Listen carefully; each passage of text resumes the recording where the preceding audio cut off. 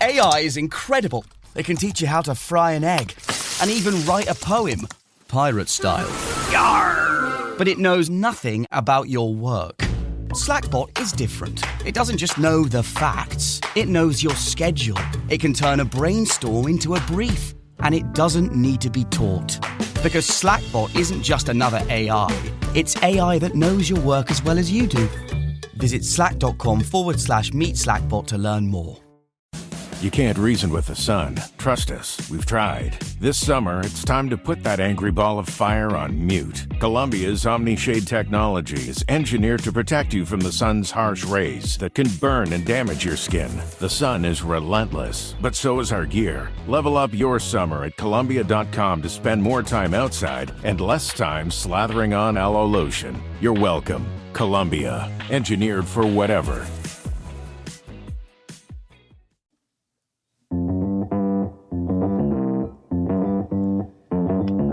Live from the Fireside app, it's the Stacking Benjamin Show.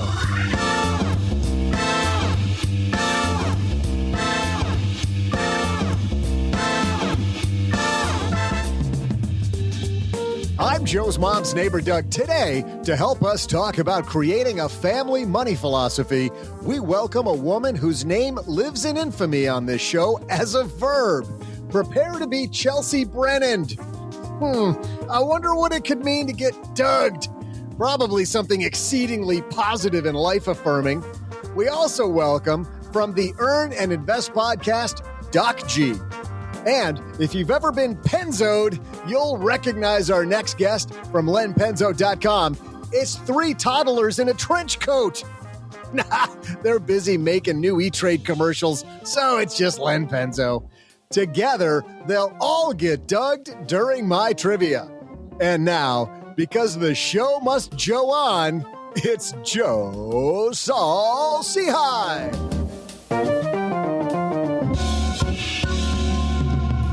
See what I did there, Joe? That was clever, man. Nice job. It's I'm almost... I'm like a swordsman with words. With the amazing Paulette Perhatch helping you through all of that. A little bit. Maybe slightly. Hey, everybody. Welcome to Friday here in the basement. We're so happy to be the first ones to welcome you. I'm Joe Saul Sehi, Average Joe Money on Twitter. And man, do we have a show for you today, because we're going to talk about having a money philosophy. And then in the second half of the show, if you have a family that you're trying to teach about money and other people in your life you're trying to teach about money, we're going to talk about how best to teach people about money. So we got a great crew to do that. And we're going to start here with the man, the myth, the legend, deep under Los Angeles in his bunker, Mr. Len Penzo, I believe, joins us. Hello. It's glad to be here. I am so excited, Len, because we are coming to party with you in San Diego and in Los Angeles. Yeah, it's a twofer. I love it. It's amazing. And if you haven't had the ability to meet Len and you're there in San Diego or in LA, you get Len, and then as a side note, you get me in this book tour. So I'm just going to try to keep up.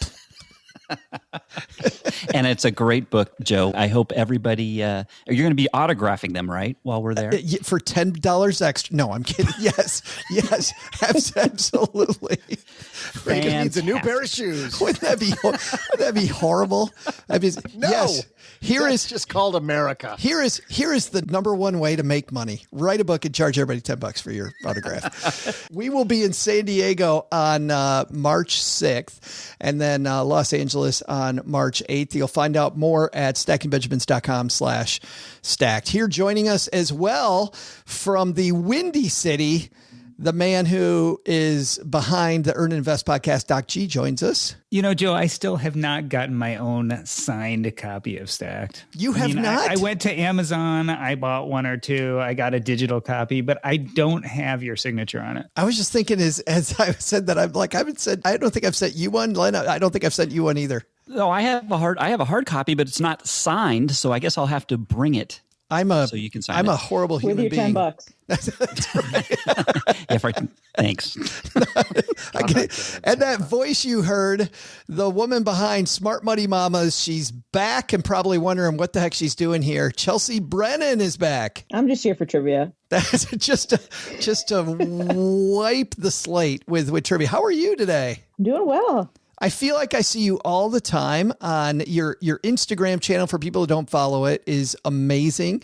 You will learn a lot. I'm more of a smart money papa than a smart money mama, but I kind of ride along. But tell the few people that are here listening to you for the first time all the cool stuff you're doing at Smart Money Mamas. So we're doing all kinds of exciting things all the time. We're all over the place, but currently we're planning our next April live online conference, which is going to be all about building generational wealth for families, which will be April 8th through 10th. So that's taking up all my time right now is prepping for that event. April 8th through the 10th. And I know you always have a star-studded lineup of people that are helping you with these too. Oh, absolutely. So we've got Jamila Safran's going to be speaking, Tanya Hester, Rachel Rogers. There's a whole list of people, but it's going to be an exciting lineup. So nice. And where do people go to jump in? You can go to mamastalkmoney.com. Yeah, nice. And we'll link to that in our show notes page at stackingbenjamins.com.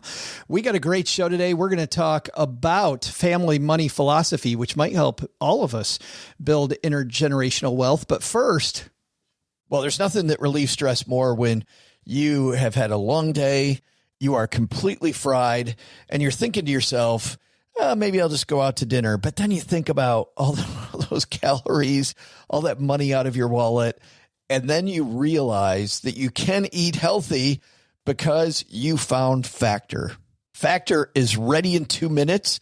Factor shops, preps, cooks, and delivers straight to your door, so you have more time for everything you love this spring, and you don't have to worry about eating healthy and going outside your budget because you've got the food sitting there in the fridge that you had pre-planned. What is Factor? Well, Factor has meals built around your goals, whether that's weight loss, overall nutrition, more protein, or GLP-1 support for strength and workout recovery. Check out Factor's Muscle Pro collection. Every meal is crafted with functional ingredients, lean proteins, colorful veggies, whole foods, and healthy fats. Factor bans 175 plus ingredients.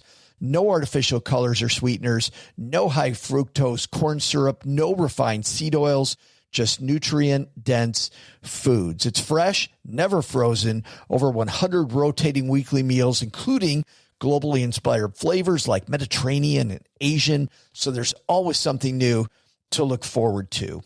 I use Factor. I think you're going to love it too. Head to factormeals.com/SB50off, stackers, and use code SB50off, and you're going to get 50% off and free daily greens per box with new subscriptions only while supplies last until 9/27/2026. Well, running a small business, as you may know, like I do, it is super fun, but it can also be very tough. And when it's time to get a loan, it can feel impossible to find the lender that you actually trust. Big banks say no. The internet, well, that's full of sketchy offers with sky-high rates and fine print you can barely read. Whether you need help covering payroll, managing cash flow, or investing in growth, you deserve better. And that's why I recommend the small business marketplace Fundera, which is powered by NerdWallet. It's a free, easy-to-use platform. It lets you compare real financing offers from trusted lenders, and it's all in one place. And what I like is that you don't need perfect credit to get started. There's no spam, there's no bait and switch, just personalized options that fit your business needs. Nothing I like better than a place that treats me the way that they would want to be treated. Using Fundera is a super way to quickly compare options and make your best funding move the way any great business owner would. Here's the best part, though. For a limited time, when you visit nerdwallet.com/SB and fill out the no obligation form, you're going to get VIP treatment and talk with a real person who knows all the ins and outs of small business lending. And you can tell them specifically what you're looking for. They can tell you specifically which options you should probably consider most. Don't risk your business on unreliable lenders. Go to nerdwallet.com/SB to learn more and find the funding you deserve. Fundera Inc., NMLS ID number 1240038. All right, Chelsea Brennan's here, Len Penzo's here, Doc G is here. Let's get rolling.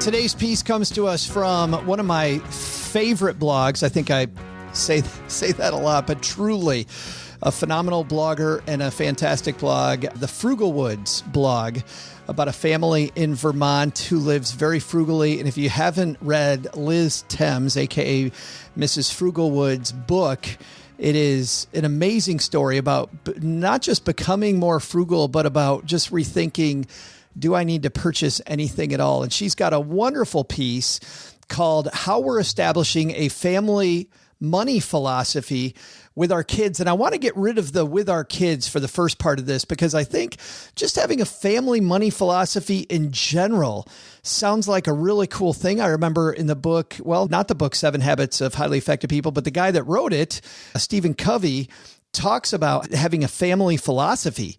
And a family money philosophy is a subset of that. Sounds really good to me. So let's start off by asking our 3 contributors if any of you have that. Chelsea, let's start with you. Do you have a family money philosophy? Absolutely. So we actually, in our whole community, have a concept of our family money values. We actually have a free one-pager we give all our moms to start to outline, what do you believe about money? How do you talk about money in your household? What are the things you do and don't say? It's also a way to avoid, hey, my spouse really gets, triggered, for lack of a better word, when I talk about money over the dinner table. So that's going to be one of our rules, is that we're not going to talk about money at the dinner table. We'll save it for our weekly money meeting. But yeah, we absolutely have a set of what we call family money values. Oh, I love that. And I would think that something like that, to put some guardrails up, avoid some fights. Absolutely. Like at the very least, but at the most, you're going in the right direction.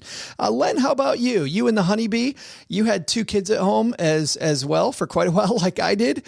Family money philosophy? Well, from a family perspective, basically it's you're responsible for your own wealth, I would say, but I've in the past, so that's not the overarching one I've talked about before here, is it's important to run your household as a business. So those are the 2. I've tied them together because one, you bring to the kids at first about being responsible for your own wealth, but as a more overarching family, as the kids get older, it's run your household like a business. The cynical dude in me thinks take care of your own money sounds like don't ask dad for a handout is what that really sounds like. Is that true? Well, let's put it this way. For my kids, I did early on, I tried to force them to save for everything. We really didn't give them anything other than their birthday presents, their Christmas presents.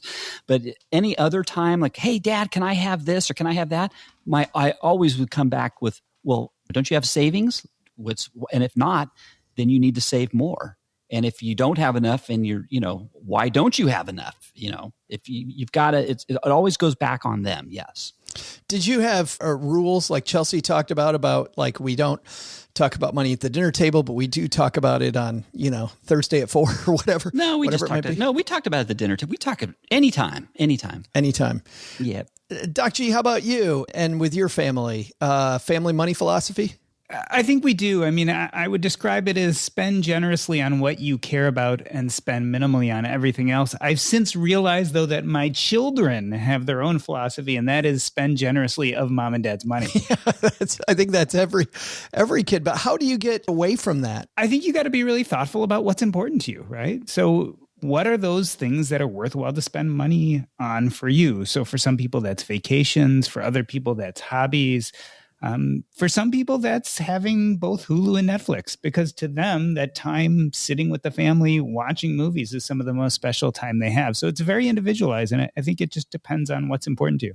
I will share this. I did not do a great job of family money philosophy. I did a good job of involving them in conversations, my family in money conversations, about making sure it wasn't a taboo. I made sure that we talked about hustle and about how we don't get outworked. And often there were smarter ways to solve the problem.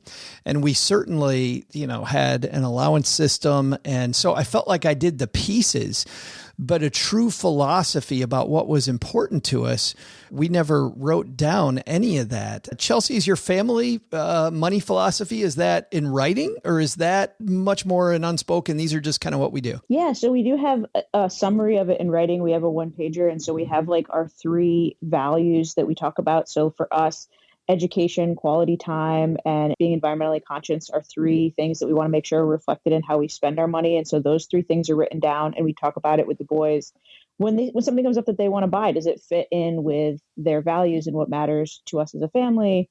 We have a couple of, core beliefs written down as well. And then we always have our goals. That part of it rotates, but the top part, which is what we'd kind of consider our money philosophy, money values, is written down in a place where we can all see it. Did the kids, were the kids old enough to help you work on that? Was that a family discussion and meeting as you were coming up with those?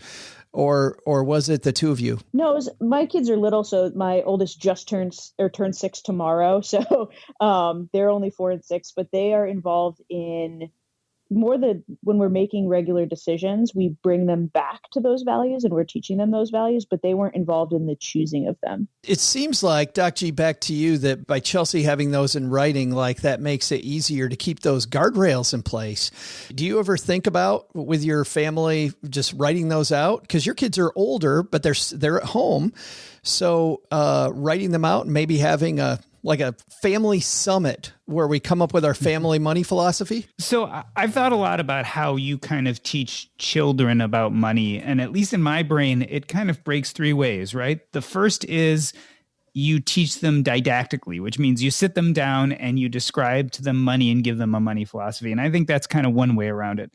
The second way is you model. So, right, our children see us as parents and how we use our money, what we spend our money on. Hey, Doc G, not to interrupt, but can we stop at that first point? Because I think this is really important for parents, because I'll see these parents that are reasoning with a 4-year-old. And when I took human development courses, when I was going into education, I learned that is a gigantic waste of time. Yep. That the human brain is not developed enough yet to understand any of that negotiation. And so involving them in some of these complex things versus just telling them, nope, Dad said it's important, it has zero efficacy. Yeah. I mean, I think of the 3 different ways I think kids learn, that the actual didactic teaching is probably the least effective. Yeah. I think modeling is probably more effective. And then there's one last way, which is even more effective. Modeling's the second one. And you're like, this is why Daddy drinks. Exactly. He doesn't have the paycheck he wants. Cause and effect. Watch this. That's probably not where you were headed with that. And then the third piece. Chelsea? I think having it written down is less about teaching your kids didactically, like trying to get them, explain it to them, but more setting those guardrails so that you have a place to come back to and set boundaries, is especially with young kids, having those boundaries and strict, this is how we deal with things, makes it, there's far less of that negotiation that happens, and they start to internalize some of those things that are being modeled for them on a day-to-day basis. But when we can point and say, remember how we wrote this down. This is what we're doing now with this choice that we're making, at least with my kids. So I currently am parenting a 4-year-old. Reasoning with him is not a helpful thing. But he can remember the black and white of like, oh, I don't want that toy. Yeah. He cares about the sea turtles, so he can tie it back. But yeah, it's having that place to go back to. I think it's a place for me as a parent to go back to, because I feel like if I have it in writing, that I have some consistency. One thing that my kids would always call me out on, and sometimes very fairly, was that I was being inconsistent in my judgment, of when something fit and when something didn't. They understand that lack of consistency but But yesterday you said this, Dad, and this was your behavior and your decision making yesterday, and that is awfully humbling, isn't it? Yeah. Yeah. You know, and I'm having that challenge right now with the fin turn. Sorry to insert myself here, but you know, it's the opposite situation with the fin turn. He is at an age now where he's got some savings. In fact, a significant amount of savings. The fin turn makes the fire movement look like a shopaholics meeting. He doesn't spend any money. His bank account is staggering for somebody his age in college, and he has just bought his first plane ticket. And he was prepared for a 9-hour layover in Phoenix to save $60. And I had to go the other way as a parent of the fin turn and talk to him about time, you know, time value of money and all of that, which isn't applicable, but it sounds good. Because, you know, the parenting doesn't stop when they're 7 or when they're 12 or when they're 15. I think that speaks to, too, that we can't parent every kid the same, because I had a similar struggle where I didn't want to spend any money. I have a story I've told many times of the first Goldman Sachs bonus. I wanted a bike. I wanted a new bicycle, and I could not buy the bike because I was like, I need the money. I need to save it in case I need it. And had a similar conversation with my mother of like, it's there and you're going to use it every day. Like, why are you earning this money if you can't actually enjoy it? And so for me, I needed way more encouragement to view money as a tool instead of just as an end in itself. Whereas my brother is the spender and he needed completely different money lessons than I did. Len, you've got that situation. I know with your 2 kids, you've talked about that your parenting style with them has been vastly different. Yeah, they're two.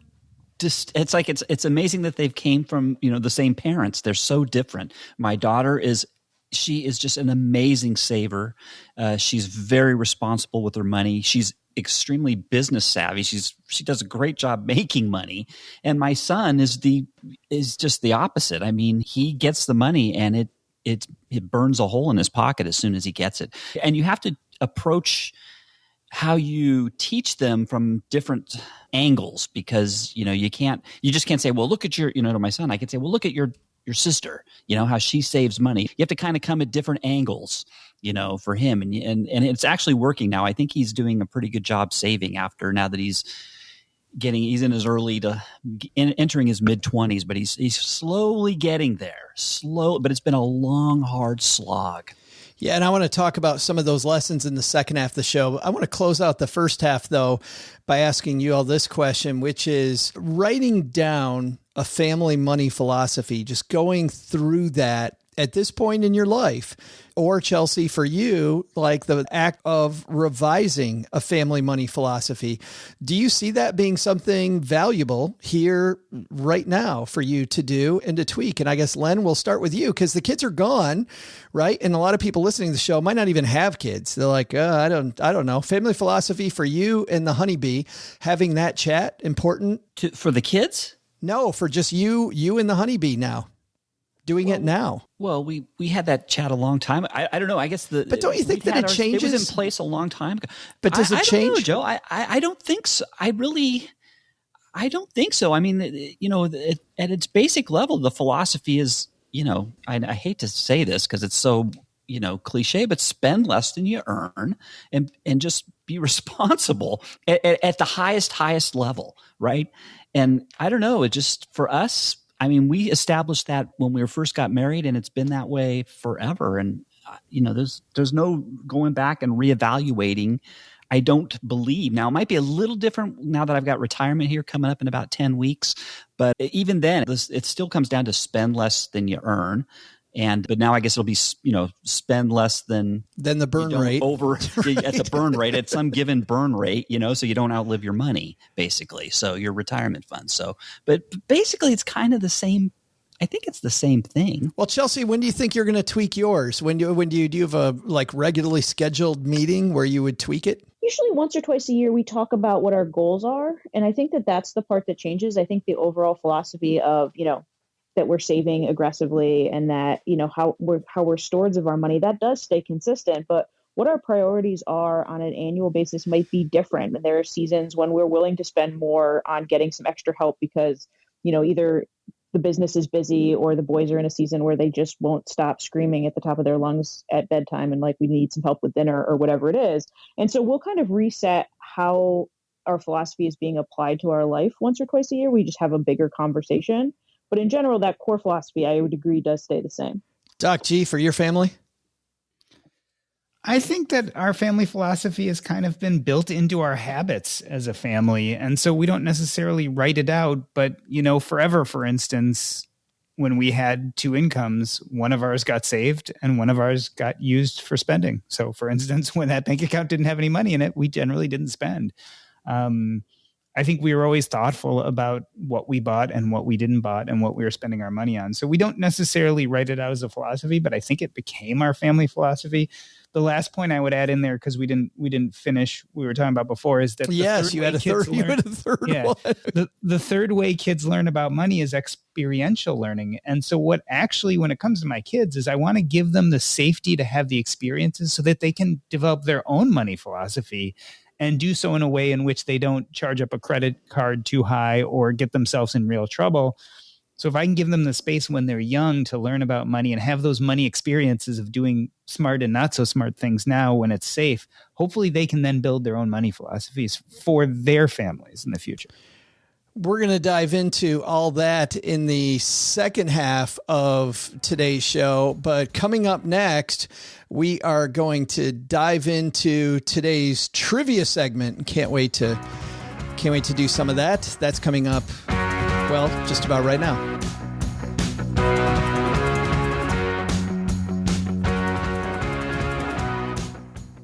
It's time for our trivia contest. This is the part of the show where all throughout the year on Fridays, our Friday Roundtable contributors have a year-long trivia contest to see who gets probably the ugliest trophy in sport now. And supposedly they were getting a cake, and we still haven't heard from that guy, Len. We still haven't heard from the cake guy at all. Hey, speaking of that, I haven't heard from Paula since her Bengals lost to my Rams. I'm waiting for my what's my baked goods? I know there's some baked goods coming your way. What's going on? Notice that she sends Chelsea instead today. Yes, that's right. So Chelsea, you'll be playing the part of Paula Pant today. You have 2 points, which is amazing, Chelsea, that Paula, a.k.a. Chelsea, is not in last because Paula's usually in last place. She's actually tied with OG, who also has 2, and Doc G. We got Doc G, OG. I think that rhymes. So we'll put you two together there. And Len in the lead with 3. So Len 3, OG 2, Paula 2, going into this week's trivia challenge. This is the part of the show where we share a trivia question that you probably won't know the answer to. So we play whoever's closest, not closest but without going over. We used to do it that way. Now it's just whoever's closest. So Doug, let's hear today's trivia question. Thought you'd never ask, Joe. Hey there, stackers. I'm Joe's mom's neighbor, Doug. Lots of common verbs we use come from courageous people pushing the envelope to change lives for the greater good. For example, when we pasteurize something, that's because of Louis Pasteur, a French microbiologist, and, if you ask me, a bit of a show-off. I'm sure my name's about to become a verb any day now. Like, if you dug somebody, it would definitely be something cool, like body slamming someone into a ball pit as a way to say how awesome you think they are.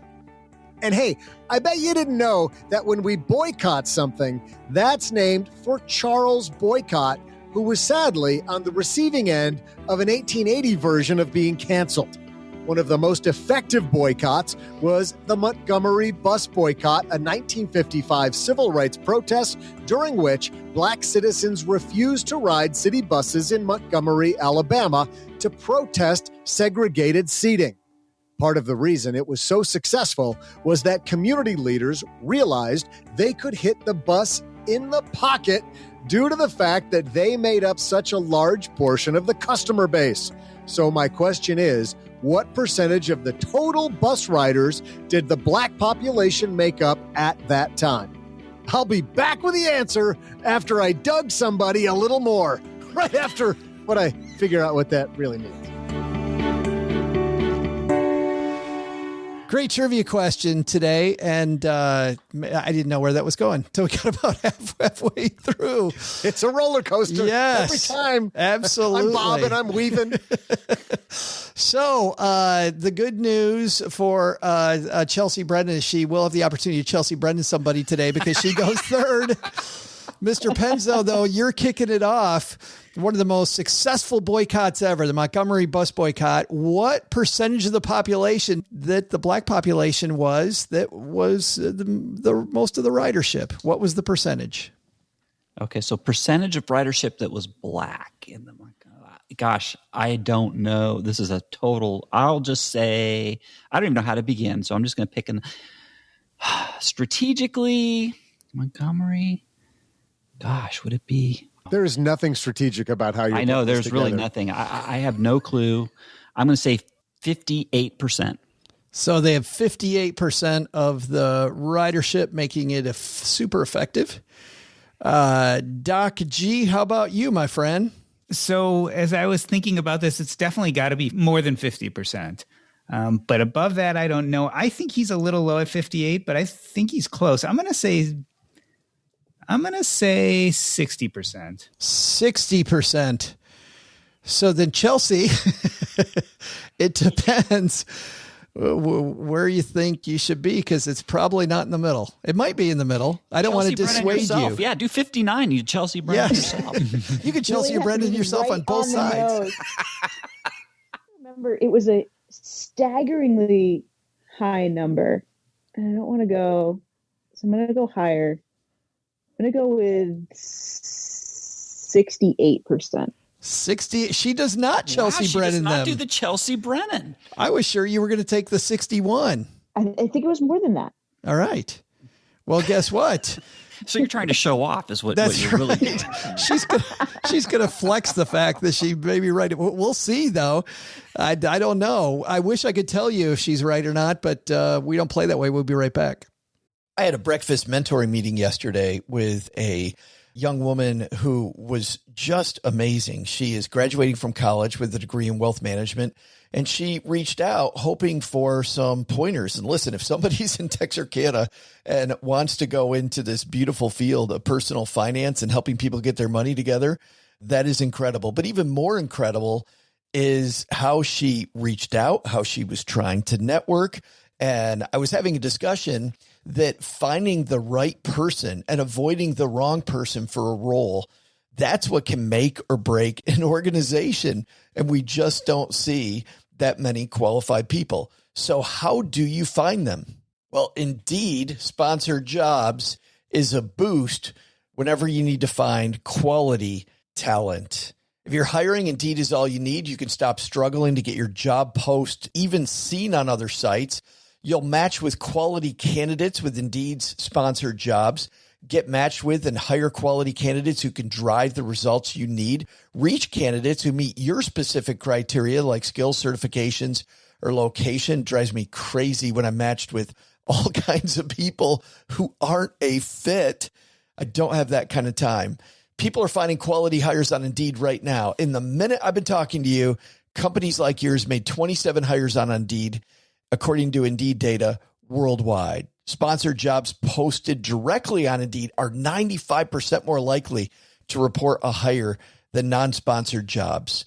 Spend less time searching and more time actually interviewing candidates who check all the boxes.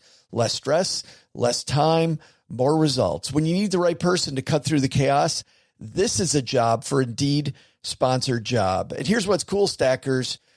You're going to get $75 in sponsored job credit to help get your job the premium status it deserves at Indeed.com/podcast. Just go to Indeed.com/podcast right now and support Stacking Benjamins by saying you heard about Indeed right here at Stacking Benjamins. Indeed.com/podcast. Terms and conditions apply. Hiring, do it the right way with Indeed.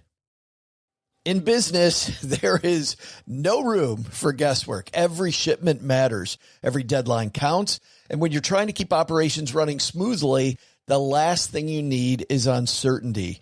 That's why reliability is at the core of USPS Ground Advantage. From the moment your package is first scanned in, it moves through a secure nationwide network, aiding in a timely and accurate delivery. You get near real-time tracking so you can keep up with your shipments. And with affordable upfront pricing, there are no hidden fees or surprise surcharges to throw off your cost sheets.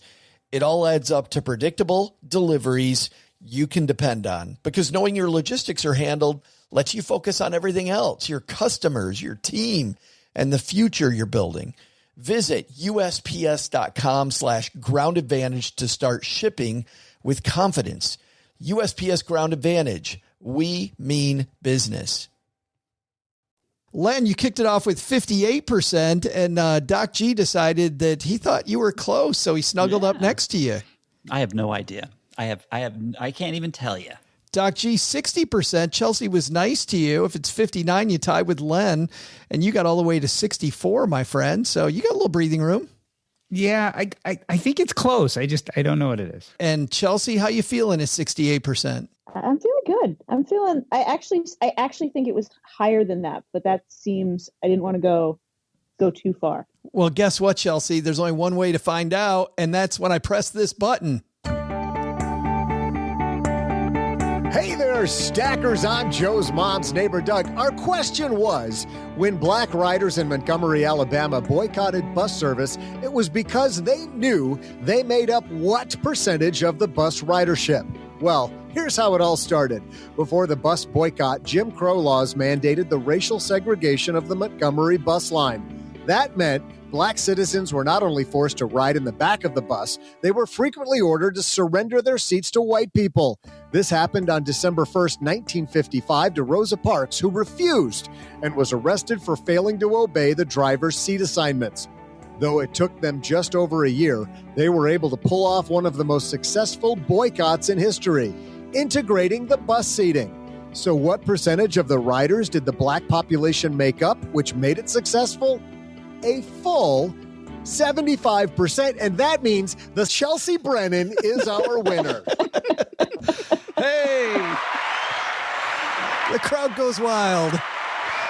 You were showing off, Chelsea. That's very good. Nice job. And by the way, there's a fantastic museum in Detroit where Rosa Parks ended up living. And it's actually in Dearborn at the Henry Ford Museum. And you can go sit in the bus. And I have to tell you, I never thought sitting in a bus would be such a transformative experience. It was very emotional sitting there. Doug, you've lived in the Detroit area for a long time. You go sit in the bus. That's impactful. That'll leave a mark for sure. Yes. It opens your eyes. That whole museum, the Henry Ford Museum, is a fantastic museum, and Greenfield Village right next to it. Yeah.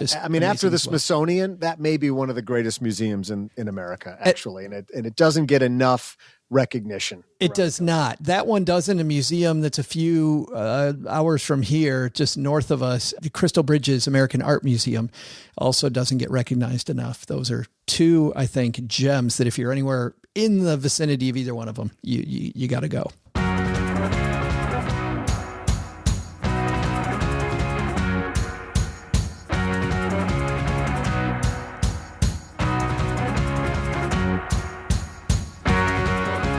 Second half of this conversation, where we'll get a little bit more technical, is brought to you by Magnify Money.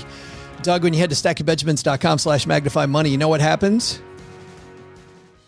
Bob Ross comes out of retirement and paints those happy little trees again? Almost. Is it retirement, or has Bob Ross passed away? I don't No. I don't know. Yeah, he Bob passed Ross away. can't die. I was going to say, I thought that he died. Yeah, Bob Rosses don't die. They live on in PBS morning I morning still shows. watch him. There's a brand new Bob Ross board game, by the way, that everybody talks about. Is just absolutely, seriously, it's fantastic. It is very lo-fi, but believe it or not, it's incredibly mellow. It's a mellow game.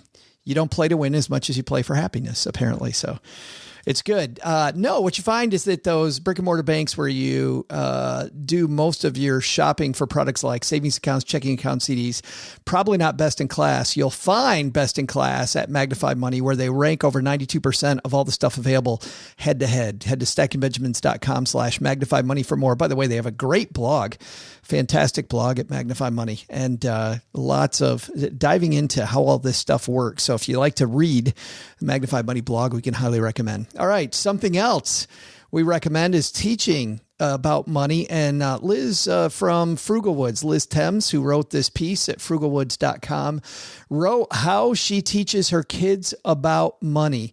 And before we get into her stuff, let's talk about the basic lessons of teaching your kids about money. Doc G, I want to start with you because you talked about how, kids like spending mom and dad's money, which I think is the case for everybody listening with children. How did you teach your kids to, what were the basic building blocks? So we thought a lot about this, and as they got old enough to understand money, we did the kind of basics when they were really young, but when they got to a certain age where they started understanding money, what we decided is, as opposed to giving them a weekly allowance, we gave them a yearly allowance, which we would give them in the beginning of January. Yearly. And it would be, we would take the weekly and multiply it by, 52 and then give that to them.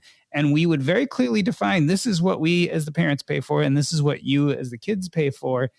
And now you've got to budget yourself for the rest of the year. And that was interesting, right? Because they had to decide when they could buy candy, when they couldn't buy candy, if they wanted an electronic, when they could buy that. And there certainly were some situations where, for instance, my son lost his phone and all of a sudden he had a new item to buy that he didn't have money for because he had been spending his money pretty aggressively as the year went on. I got to believe it would have been easy for you to think when he breaks his phone that you're going to bend the rules, quote, just this one time. I mean, it's tempting, but on the other hand, what's the point of doing it then? And certainly as parents, we wanted to pay for as little as possible. I mean, come on. So this was a good chance to say, you know what? You had the money for the year. You decided to spend up front, and that's okay because hopefully you enjoyed those things, but now you will not have enough money to buy something that you want. You can't give the kids much, give them an inch and they take a foot. I want to ask about readiness because Liz in this piece says you have to wait until they're ready. And I would think to have a budget that where you're budgeting a year, Doc, there's got to be a big level of readiness before you get to that point. What age did you begin this at? I think we started about 10 or 11. Okay. So it wasn't, our 5-year-old or 6-year-old. But once they kind of understood basic math, once they kind of understood coins and what things cost, then we started doing that. So I believe it was sometime around 10. Liz writes, this is the approach we followed pretty much every aspect of our parenting. Potty training, wait until the child wants to and is ready. Sports, wait until they express interest and they're ready. I'm in no rush for my kids to grow up, and I'm not interested in forcing them to do something they're not cognitively or emotionally ready for. Every single time I've tried to force one of our kids into something they're not ready for, it ends in tears, theirs and mine. So I now try to sit back and let them lead. Chelsea, do you have a similar approach? What are the building blocks that you're using to start teaching your kids about money? So both of our boys already have allowance. They get weekly allowance. They're not ready for the year yet, though that's a great idea. And we started when they started asking for money. And so both boys, obviously they're 4 and 6. George got to start. My youngest got to start when he turned 3. He probably wasn't quite ready, but he wanted to do what Big Brother was doing. So we let him start a little bit earlier. And Henry, we started around 4, and they have save, spend, and give jars, and they have to split their money equally into those jars. And they need to always have a savings goal and always have a giving goal. And so we have charts for them that we print out. They pick something that they're working on saving for or donating to. And every week they put the money in their jars, they fill it out. And then their spending money is just for any little extra things they want. They can't ask for stuff in the grocery store aisle. They can't, if they want toys, they have to either, save up for it or use their spending money. And so we do Sundays or our allowance mornings. It's funny when you talk about the grocery store. I used to get frustrated with my kids asking for stuff in the grocery store. And then I realized that number one, I'm with you that we just don't ask that. But number two is that there's a lot of teachable moments in the grocery store. And I was so busy, Chelsea, being frustrated that I forgot like talking about unit cost and product comparison. And do we really need that? Like the grocery store is this huge opportunity for parents. Yeah, we actually have a few different activities we do with the boys. And obviously we don't do it every time we go into the store because we don't always have time. But one of the things that we'll do with them is set aside, you have $20 for fruit this week. You guys decide what kind of fruit you want to get and let them walk around and figure that out. Now that the 6-year-old can do the math, he helps his younger brother, but they'll figure out really quickly that they can get like 2 containers of strawberries or a whole bag of apples, a whole bag of oranges, and like other things that they want. We let them decide that. We'll also set budgets for their school snacks. Like, okay, we're in this aisle, you have $10, like figure out what you want to do. And so it gives them that opportunity to test budgets, to start to look at the prices, to understand price per weight in the fruit aisle. And so, yeah, there's a lot of different things we do in the grocery store with them. Hey, Chelsea, what's the weekly budget for Twizzlers and Mike and Ike's? 0, because I don't want to give the toddler any more reason to climb the walls. got enough wall climbing going on already. Hey, I'm raising 2 little hockey players. It's chaos already. And they don't even play hockey. That's just what you call them around the house. Is that exactly, it? Exactly. Yeah. It's because they have to wear hockey helmets at all times. That's chucking each other into the boards, right? Exactly. AKA the walls. Good times. Yeah. Len, how about you with your kids? They're older like mine. Let's talk about the basic building blocks that you used. Well, what I did is they got paid on every chore, and they had a ledger book. And so, and it's probably old fashioned now, but they literally had a paper ledger book with debits and credits. And whenever they did a chore, we signed off on it and gave them put X amount in their ledger book. And then at the end of every month, if they had a positive balance, this was basically a bank account, and they had a positive balance, I paid them interest. I paid them a small amount of interest on their savings. And if they were overdrawn, I penalized them. So they kind of learned to try to incentivize them for saving. So for my daughter, it worked great. For my son, he didn't give a darn.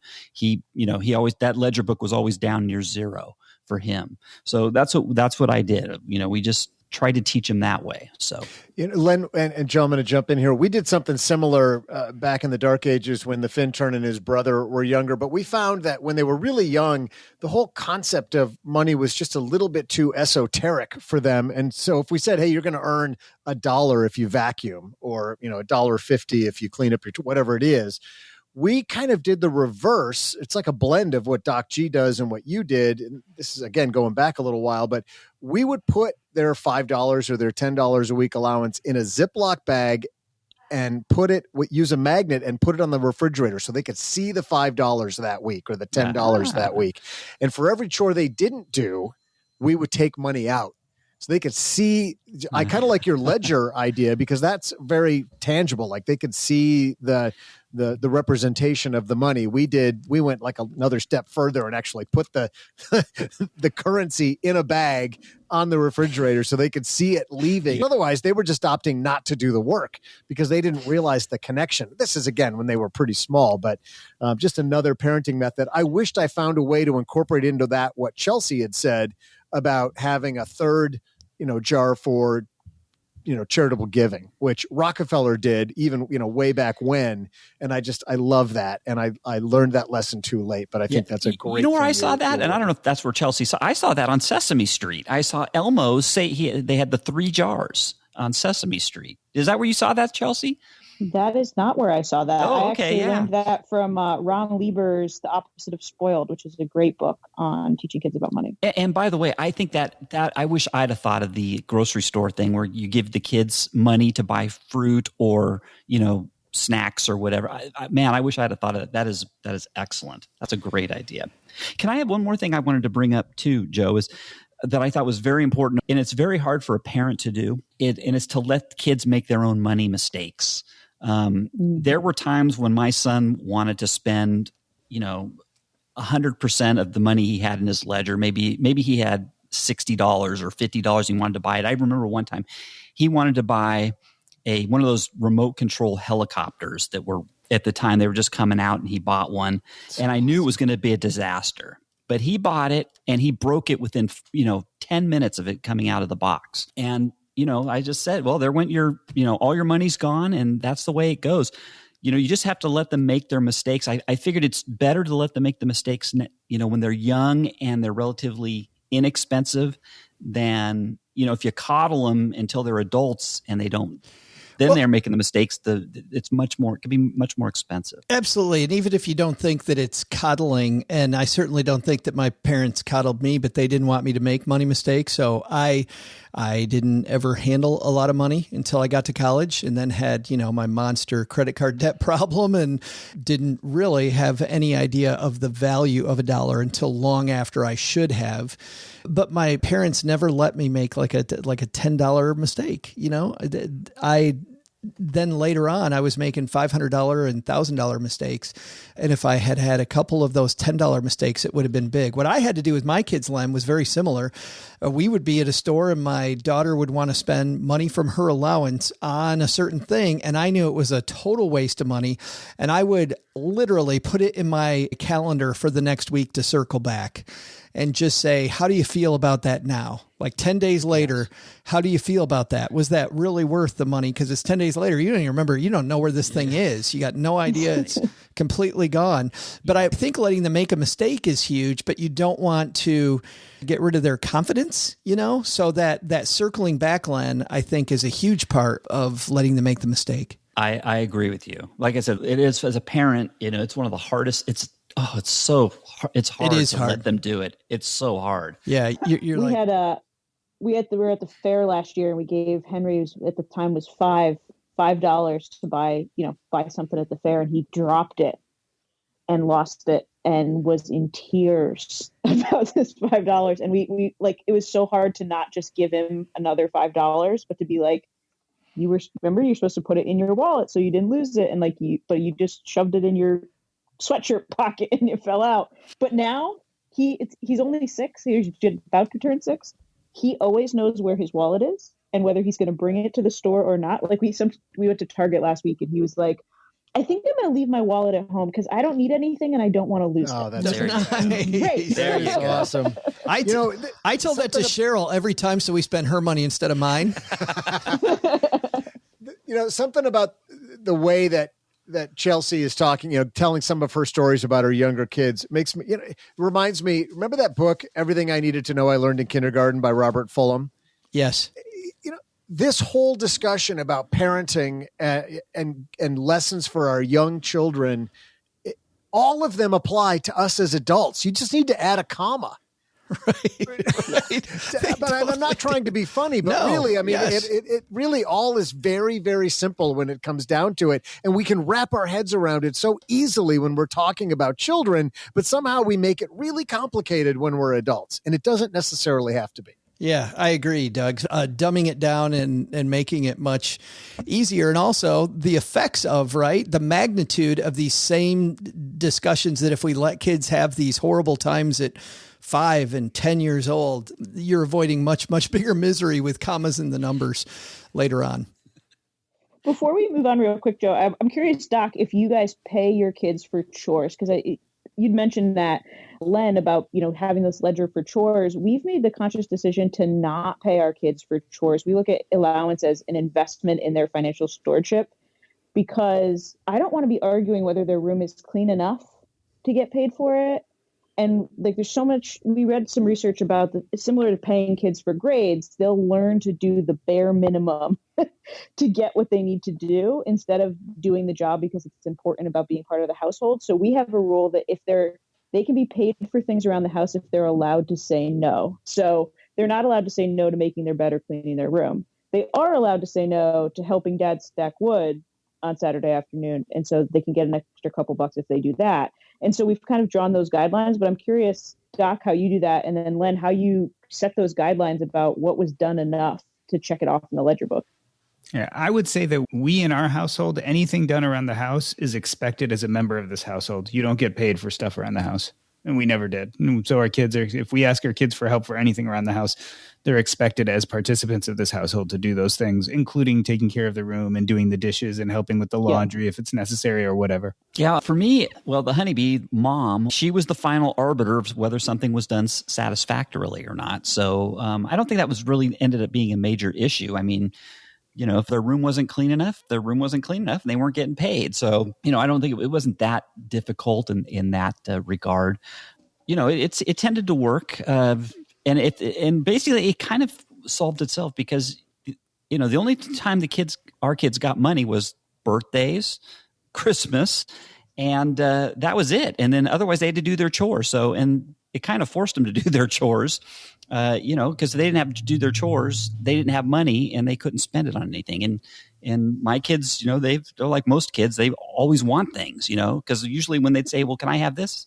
It was always, how much is in your ledger? How much do you have in your savings?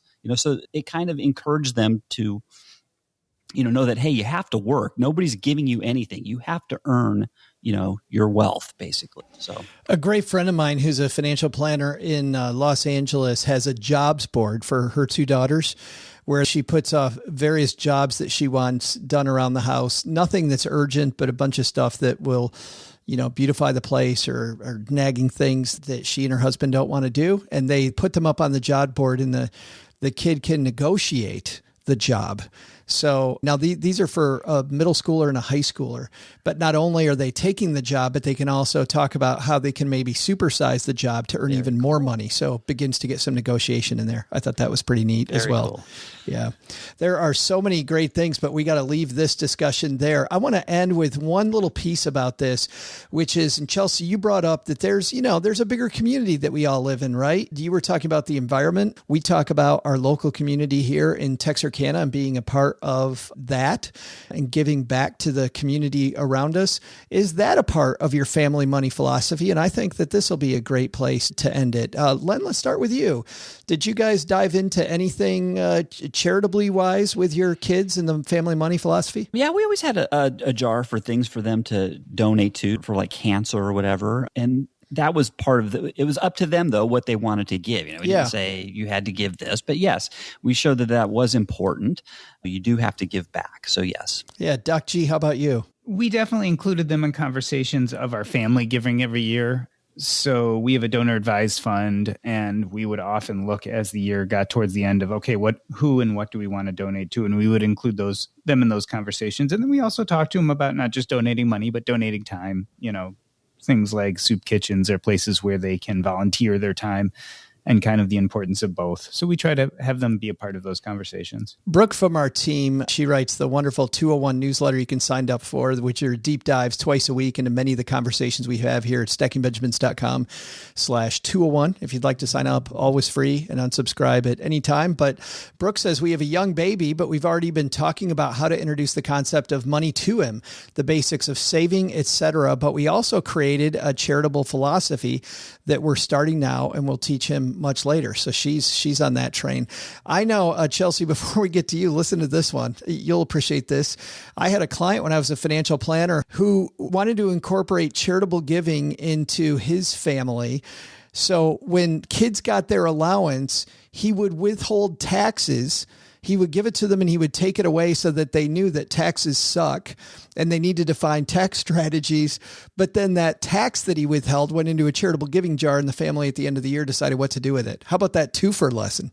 I love it. So obviously we have our giving jars with our boys, and we also have a donor advised fund doc. And so they're still too young to really understand giving at that level. It's too amorphous. And so we really try to focus their giving to be age appropriate. So for my youngest, who's 4, this can really be like a friend is sad and he wants to buy them a card or something. Like this is ways to just bless people right around him. And then we also do things that are really interesting to them. So both boys love wildlife and animals. We read about animals and endangered species all the time. And so they'll save up to do those kind of fake adoptions through the World Wildlife Fund where they get a certificate. And then we use that as an opportunity to talk about, how is that money helping these animals and how does this work? And so eventually we want them more involved in the donor advised fund conversations. But for now, we just want to make giving something that they can tangibly understand. Man, I hope people were taking notes today because you all just were amazing. And there was so many great takeaways during this time. So thanks so much for sharing all of that goodness. I know that there's going to be There's going to be a lot of people rewinding this and making sure that they got all of it. Well, that's going to do it for today, everybody. Hey, let's find out what's happening where you all live, and we'll let our special guest of honor, although she's been here so many times, I think of Chelsea Brennan more as family. I think she's an imposter because she didn't even Chelsea Brennan. I know. Who is this person? Yes. Damn, you caught me. I had someone else call in. Just totally. Yeah. But we'll have our guest of honor, Chelsea, go last. Let's, Len, then you're first, my friend. What's going on at the lenpenzo.com? Always the hard-hitting stuff at lenpenzo.com. This week, we're discussing 4 frugal dining spots that most people never consider going to, but getting a really good meal. Yeah, I was surprised to see your neighbor's garbage at number 3. You're giving it. Come on, Joe. There's only 4 of them, and you've just thrown one of them right out the window. All that at lenpenzo.com. That's amazing. And of course, the black coffee, fun. You have so much fun writing the black coffee stuff, don't you? I do. It's a labor of love. Yes, it's a great time. Every Saturday at lenpenzo.com. Stop on by. Great weekend reading, peeps. Doc G, what's going on at the Earn and Invest podcast, my friend? So we just had an episode with Ryan Chaw. He is a pharmacist who decided to invest in properties on college campuses. Get this, he owns 6 properties and he cash flows $17,000 a month. Wow. On 6 properties. So I'm not a big fan of doing the episode where he bought this many rental units in this many years and now he's a millionaire. But this story is truly amazing. And you'll find that at the Earn and Invest podcast, where finer podcasts are distributed.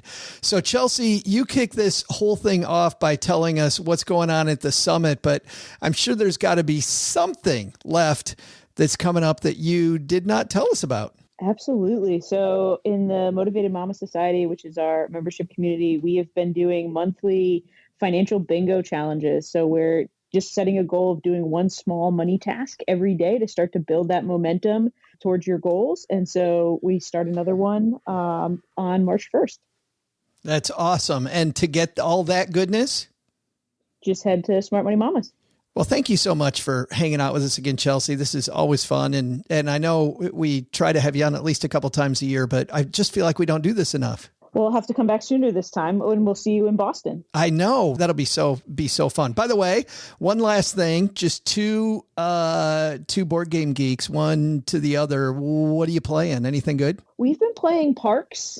Oh, that's so good. Recently, such a good game. What a great game. Yes. You got these little hikers and you're hiking the national parks. You are. And Jeremiah, my husband, is the big board game geek in our family. So he's been play testing lots of unpublished games lately. So I can't really share what that is, but there's some cool games coming out. That is awesome. And he's a huge game nerd, which is another reason I can't wait to come to Boston. All right. Enough of that, because I will make that a whole separate podcast episode. Doug, you got it from here, my friend. What should we have learned today? You're damn right I got it from here, Joe. First, money philosophies for your family. Your kids will have a money philosophy one way or the other, so you should work together to help them learn some great financial values. Second, there's an easier way to earn $10 than charging for autographs, Joe. All you need to do is set aside your dignity and scruples for about 10 minutes. I'll tell you about it after the show. But the big lesson? Turns out there's a whole process for getting your name changed into a verb. There's forms to fill out, probably like feats of strength. You got to get senators involved and proof of about 30 years of use in colloquial terms. Feel free to start using my name as a verb, people. Let's get this started, and not in the way that Joe usually does, like in really cool, positive ways.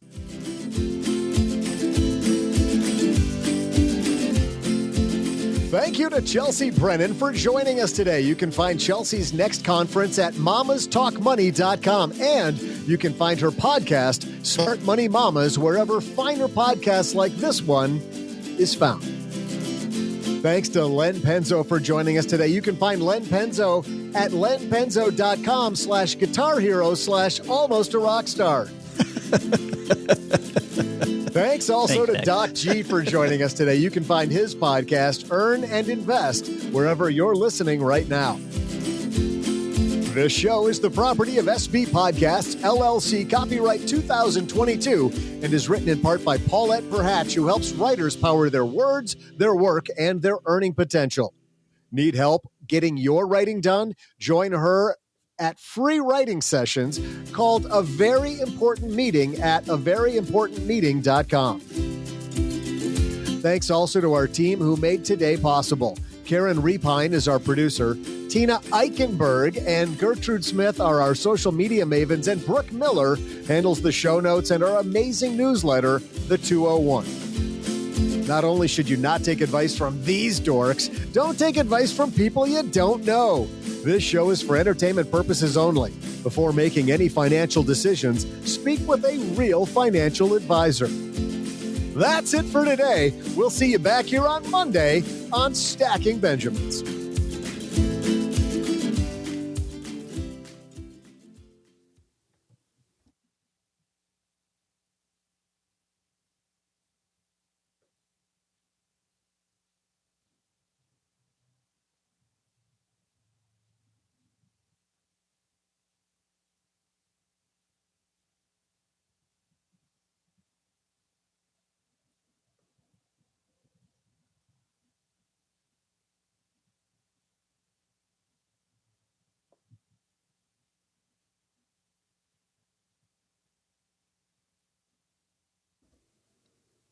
Welcome to the after show. This is the part of the show that doesn't exist. I'm always amazed, by the way, that hanging out here live on Fireside, that we don't lose people when we go to the after show. So nice job, team, today on a special Tuesday edition. It's also very weird making these things live. I love it. And I have to tell you, having all these little buttons is a little intimidating. But another thing that's intimidating is, and we'll keep this short because we are running a little long, is turning your name into a verb. Chelsea, do you ever have people comment about your name being a verb on the Stacking Benjamin show? I've only had it happen once, and it was really, the funny part is we had just moved into our new house, and we have a neighbor that listens to the Stacking Benjamin show and to Choose FI, and was all excited that we were now living next door. And she's like, people say Chelsea Brennan all the time. And to have somebody that was like, now lives next door to me is very interesting experience. Well, but the process here was easy. You do something one time and we immortalized it. And, but the real process of getting your name immortalized, getting Doug, you had a group of friends, I believe in college, that actually wanted to put your name out there. We're going here. Yeah. I thought this was what our after show was going to be about. The whole thing is about me? No. He's like, no. Stop, go. No, really, go. No, stop, go. I swear this is not enough of an after show. But yeah, I mean, my last name definitely got turned into a verb. I'm not giving my last name out, but it was probably not the positive connotation that I'd hoped for and dreamed of as a young boy. But if you crash your car, that was known as, But they got it added. Can't you find it in Urban Dictionary? No, that happened much later in a very drunken Cinco de Mayo night at a bar. And wait, are you saying that your last name really is a verb? Well, only by about 60 or 100 people from the late 80s, early 90s. But well, no, you said it was in the Urban Dictionary. Well, somebody, I've never gone to look, and God, now tens of people are going to. But yeah, that night at the bar at Cinco de Mayo, when I had my first ever Jell-O shots, and things got really sideways, I know that there was somebody working furiously on their phone to get me into the Urban Dictionary. Can anybody beat that? The bar's high, Doc G. Are you in the Urban Dictionary? So here's the thing. So my real name is Jordan, right? So that's my first name. And I grew up in Chicago. So if you played basketball and someone, went right by you and dunked on you or did a good move, they might say you got Jordaned, right? So nice. But it wasn't really referring to me because I didn't really have that many basketball skills. You're the other guy in Chicago.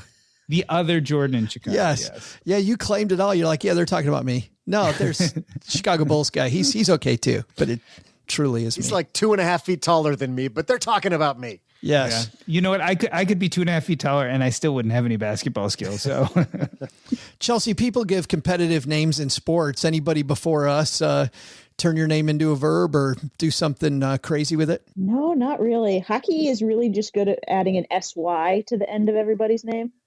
You've got so my maiden name is Bolton, so I was Boltsy for my whole hockey career, and so is my brother. And other than that, nothing major. Yeah, it sounds Canadian then. Boltsy. Okay, there. They do it to everybody's name. If you go watch a hockey game, it's hilarious. That's all the players. Everybody, unless they can do their creativity outside of that. Unless they can do like their first name, just Stevie Y. Remember Stevie Y? Yeah, good stuff. There's 10 entries in the Urban Dictionary for you, Doug. Do you know that? I'm controversial, man. I am nothing if not controversial. It's a slippery slope. No, I try to look at Urban Dictionary as little as possible because I learn things I don't want to know. Do you want to see what the? Do you want? Can I say what these any of them entries family friendly? Yeah, well, some. Okay, so let me read some. I won't without saying what it is. Here's one definition: to waste time doing unimportant things. You'll like this one. I assume you entered this one yourself. A cool or awesome person. Yeah. Here's another one I think you entered. The greatest person you ever met.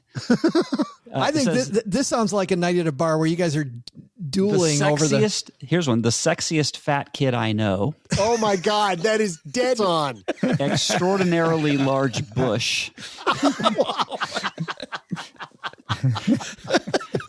Delete. I think that's a good one. I'm going to throw up. I love museums. My family hates me, though, when I go to museums because I bet you dive in. Yes, yeah. I like to sit at a display there and read and learn about it. And the rest of my family's like, they look at whatever they're looking at and nod their head and then let's go to the next spot. I'm like, stay here. I want to read, about what this is about. That's what I've actually found, Len, going to museums by myself is phenomenal.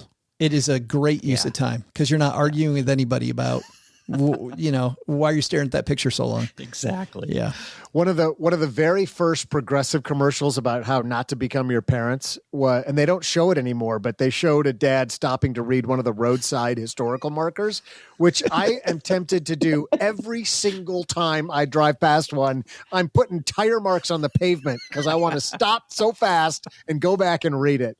And my family will not let me. When we went out to see Len, when we were visiting all those national parks out west and we were homeless, which is really why we were visiting Len. Because, when you're homeless, you got to try to beg off the Penzos. That's what you do. But we would stop at all those markers. And you're right, Doug, they were phenomenal. But I think you are turning 80 when you decide you want to, ooh, this is interesting. Embrace it. Yes. Yeah. I do want to say that the new music, I like it better.